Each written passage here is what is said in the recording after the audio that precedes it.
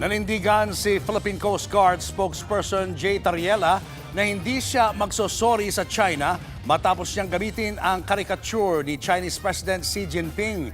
Tanong pa niya bakit parang pinagtatanggol pa ni Senador Alan Peter Cayetano ang China. Nasa frontline na balitang iyan si Gio Robles. Mr. President, if you look at the DFA, it was also telling Tariela, but not directly. It says, It was saying, follow the decorum, Mr. President. Kung ganyan ang stand natin, then my staff now can show a meme of you. Mr. President, I am not from China. Why will they put a meme? Why will your staff put No, a it's meme not about towards China. It's about decorum. You're comparing apples Mr. and President, oranges, Mr. no. President. Tensyonado sina Senador Alan Peter Cayetano at Kiko Pangilinan bago ipasa ang resolusyong kumukondena sa Chinese Embassy dahil sa mga pahayag nila sa ating mga opisyal kaugnay ng issue sa West Philippine Sea. Giit ni Cayetano, bastos si Tariela sa paggamit ng caricature ni Chinese President Xi Jinping. Dapat daw mag-sorry si Tariela sa China. Bagay na hindi naman maintindihan ni Tariela kung bakit nagalit ang senador sa isang caricature. Hindi ko na rin alam kung ano yung sasagot dito kay Senator Cayetano. Hindi ko ma-get to anong gigil niya talaga dun sa caricature. Ginawa ito sa loob ng Pilipinas. Ang kausap natin ay mga Pilipinong estudyante sa setting ng eskwelahan.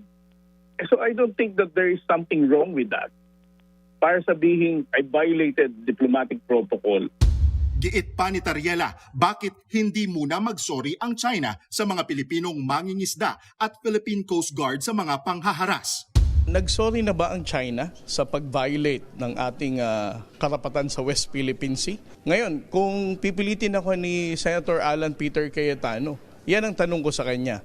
Na-compensate ba talaga ng caricature na yan ang ginawang pag-violate ng Chinese government sa ating mga kababayang Pilipino? I think it is for him to respond to this question. No?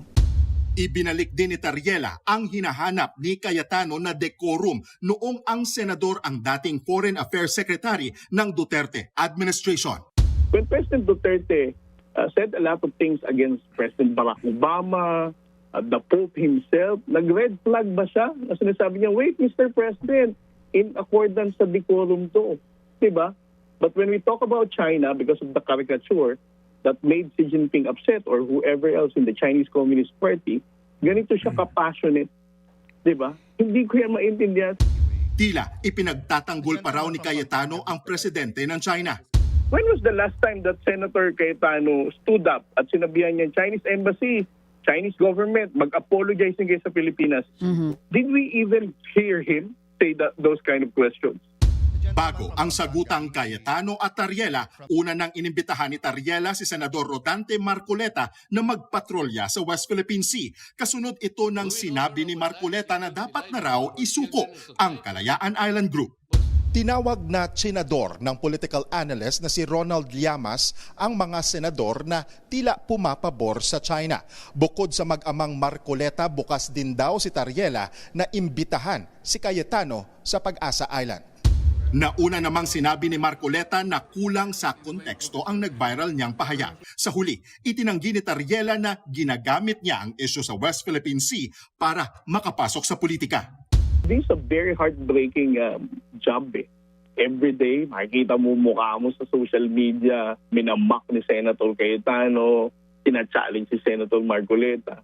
Mukha bang enjoying to? I mean, nakakapagod na rin. Pero I need to keep on doing this. Una nang naghain ng diplomatic protest ang Beijing laban kay Tariela. Kinundi na rin ng China ang lumusot na resolusyon sa Senado. Isa umano itong political stunt na bumabaluktot sa katotohanan at sumira sa diplomasiya. Mananatiling matatag daw ang China at ipagpapatuloy ang ugnayan sa Pilipinas kahit ilan pang anti-China na resolusyon ang ipasa. Sa gitna ng debate ng mga opisyal, iisa lang ang tugon ng Malacanang. Of course, being Filipino, we should always be a pro-Philippines. Kung ano ba po ang nangyayaring mainit na debatihan sa Senado, hindi nga po yan sakop ng Pangulo, pero kapag ka po executive department na pinag-usapan, iisa lang po ang stance natin. Nagbabalita mula sa Frontline, Gio Robles, News 5. Mga kapatid, Julius Babaw po para sa komprehensibo at makabuluhang balitaan at talakayan mag-follow at mag-subscribe na sa social media pages ng News 5.